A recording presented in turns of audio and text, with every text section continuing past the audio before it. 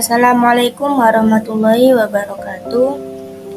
Di sini saya Rizkika Miftahul Jannah dari PAI Bilfat Lamongan semester 5 akan memaparkan sedikit tentang evaluasi pembelajaran.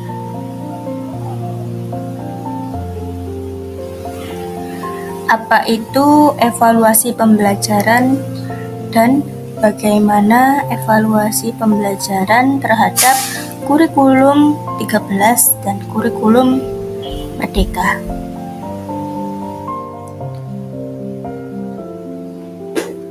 Pengertian evaluasi secara umum dapat diartikan sebagai proses sistematis untuk menentukan nilai sesuatu ketentuan, kegiatan, keputusan, unjuk kerja, proses, orang, objek, dan yang lain sebagainya berdasarkan kriteria tertentu melalui penilaian. Untuk menentukan nilai sesuatu dengan cara membandingkan dengan kriteria, evaluator dapat langsung membandingkan dengan kriteria umum, dapat pula melakukan pengukuran terhadap sesuatu yang dievaluasi, kemudian membandingkan dengan kriteria tertentu.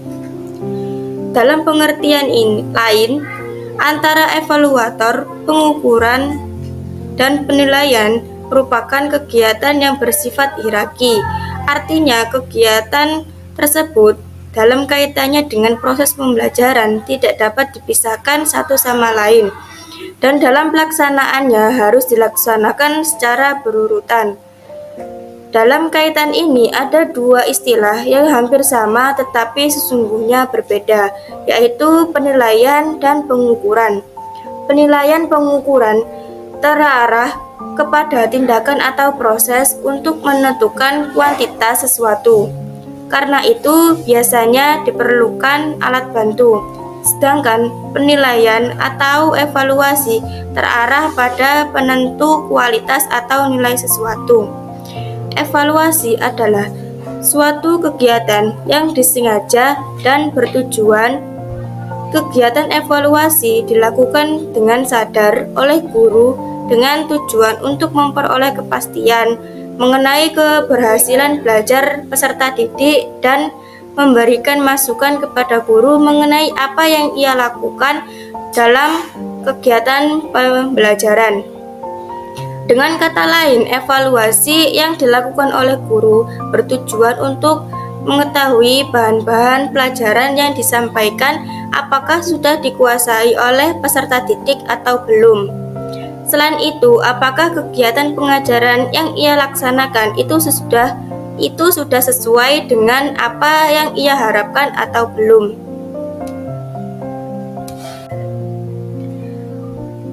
Kurikulum Merdeka adalah kurikulum dengan pembelajaran intrakurikuler beragam di mana konten lebih optimal agar peserta didik memiliki cukup waktu untuk mendalami konsep dan menguatkan kompetensi. Kurikulum ini dirancang untuk menciptakan kreativitas dan fleksibilitas bagi guru, menyesuaikan dengan kondisi satuan pendidikan. Penilaian autentik ada 4, yaitu penilaian kinerja, penilaian proyek, penilaian portofolio, penilaian tertulis. Penilaian kinerja yaitu penilaian digunakan untuk menilai kemampuan siswa melalui penugasan. Kinerja siswa dinilai melalui pengamatan menggunakan lembar pengamatan. Cara untuk merekam hasil penilaian berbasis kinerja yaitu daftar cek, catatan narasi, skala penilaian, memori atau ingatan. Penilaian proyek yaitu kegiatan penilaian terhadap tugas yang harus diselesaikan oleh peserta didik menurut periode atau waktu tertentu, berupa investigasi yang dilakukan oleh peserta didik melalui dari perencanaan, pengumpulan data, pengorganisiran, pengolahan, analisis, dan penyajian data. Penilaian portofolio yaitu sekumpulan hasil peserta didik yang menunjukkan peningkatan atau pencapaian peserta didik. merupakan kumpulan hasil kerja yang sengaja dibuat dan mencerminkan runtutan upaya peserta didik. Penilaian tertulis merupakan salah satu kegiatan pengumpulan dan pengelolaan informasi hasil belajar peserta didik untuk mengetahui perkembangan pembelajaran dan menyimpulkan hasil pencapaian pembelajaran peserta didik melalui tes tertulis. Pembaruan kurikulum merdeka, apa maksudnya?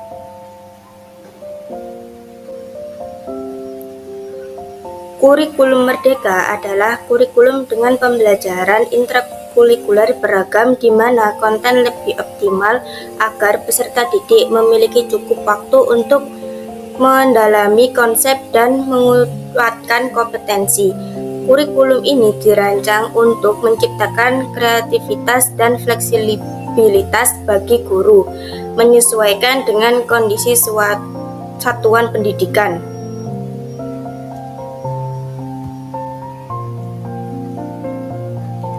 Kurikulum merdeka metode asesmen. 1. Yaitu prinsip pembelajaran dan prinsip asesmen. 2. Perencanaan pembelajaran dan asesmen. Pelaksanaan pembelajaran terdiferensiasi dan asesmen.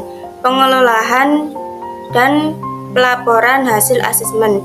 5. Refleksi dan tindak lanjut pembelajaran dan asesmen. Prinsip pembelajaran salah satunya yaitu proses pembelajaran mendukung berkembangnya kompetensi dan karakter peserta didik secara holistik. Salah satu prinsip asesmen yaitu asesmen merupakan bagian terpadu dari proses pembelajaran, fasilitas pembelajaran, dan penyediaan informasi yang holistik sebagai umpan balik untuk pendidik, peserta didik, dan orang tua atau wali agar dapat membantu mereka dalam menentukan strategi pembelajaran selanjutnya.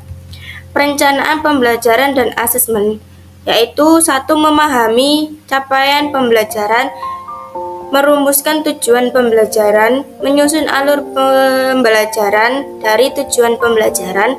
4. Merencanakan pembelajaran dan asesmen.